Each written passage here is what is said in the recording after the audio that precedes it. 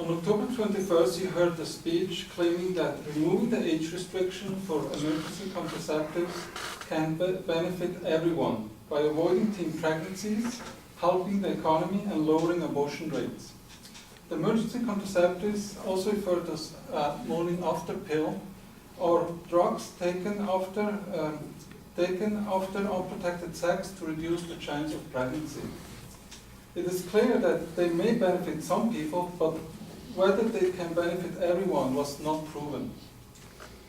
Today I will first prove that teens under 17 do have access to emergency contraceptives without a prescription, and second I will show that access to morning after pills is just one of many factors affecting teen pregnancy, the economy, and abortion rate.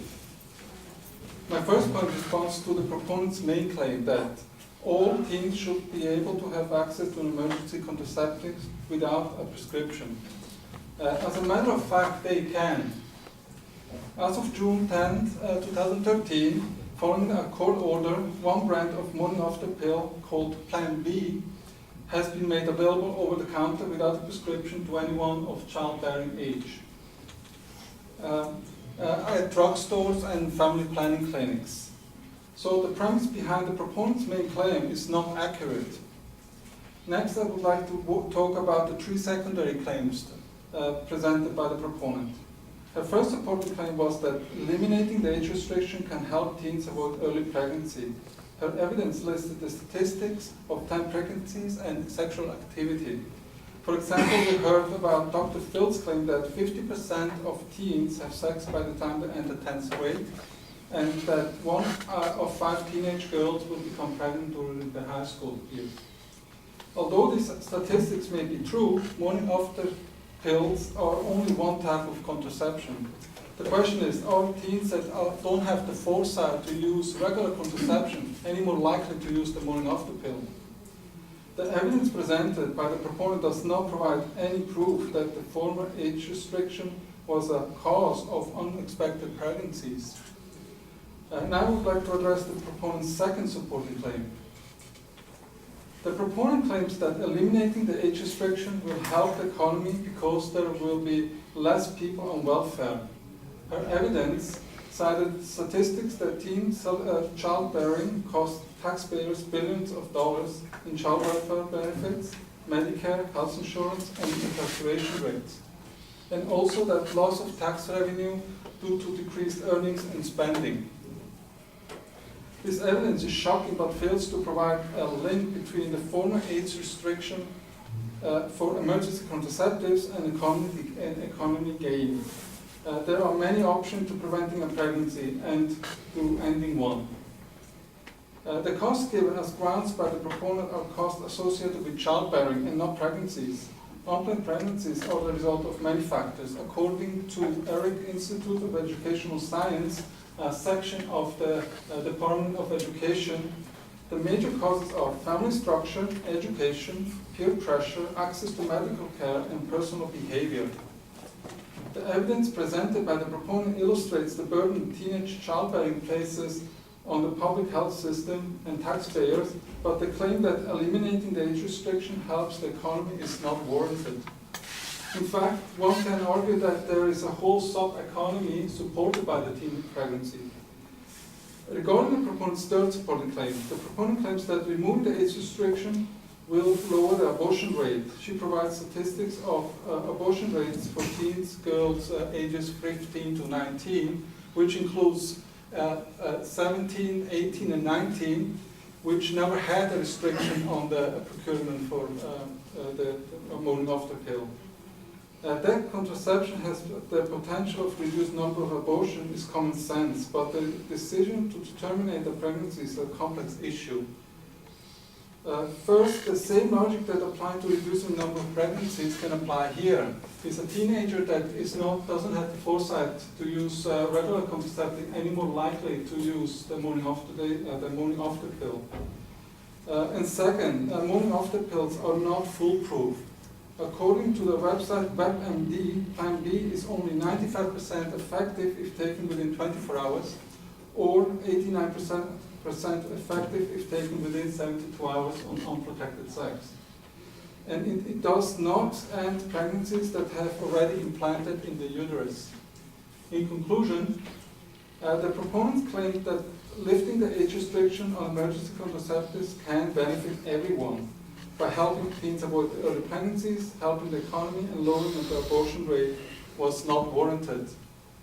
Since the age restriction was just lifted in June, the coming years will show that if easier access to emergency contraceptives by teens will actually have an effect on these complex issues. But whether it can benefit everyone is unlikely. Thank you.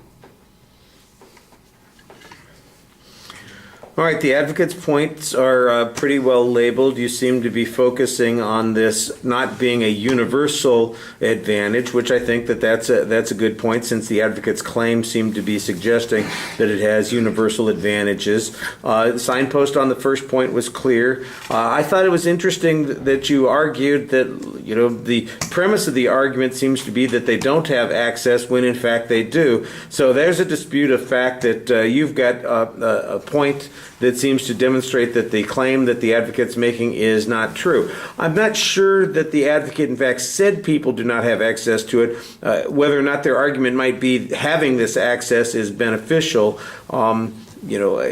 since it's been only a few months since the court order went into effect, it's probably a little bit hard to judge the impact at this particular point.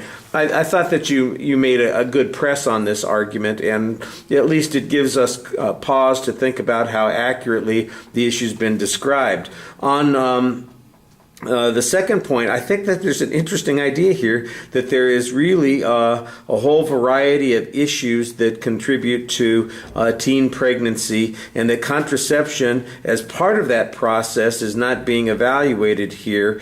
I think you've got a good question here about whether or not teens are more likely to use the morning after pill in the 24 hours or the 72 hours that are being talked about if they haven't used contraception, which was available to them earlier. I think that's a good question. I don't know how the advocate would be able to document that point. They're making an inference, I think, that's based on an assumption that people would be able to do this and would know to do that.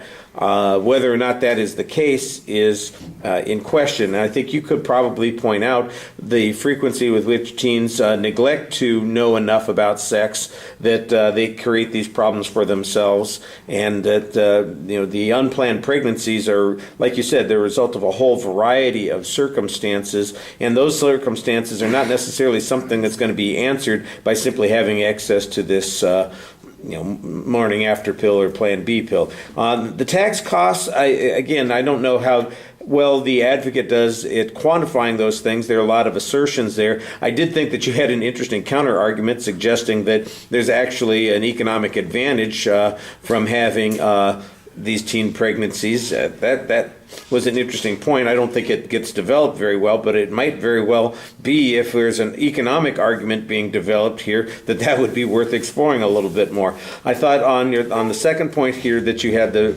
clear explanation of the argument. Look, the advocate's evidence includes 17, 18, and 19-year-olds who were never precluded from this in the first place, so I'm not sure you can use their data to reach conclusions on that point. The access to regular contraception comes up again. You point out it's not foolproof because it's only effective 95% in 24 hours, 89% in 72 hours. Here's the big question: what is the likelihood that girls would be able to get access within that time period afterwards, or would know that they need access to it. That's the key question here, and I'm not sure that the advocate presented good reasons why it would be the case. I think you've got some suggestions about why it wouldn't be the case, and they could be developed a little bit more clearly. I thought you had a good summary on the general issue at the end that says, look, the argument that there's some widespread advantage, that's the thing that's not really being proven, and that's what the claim was. Okay, thank you.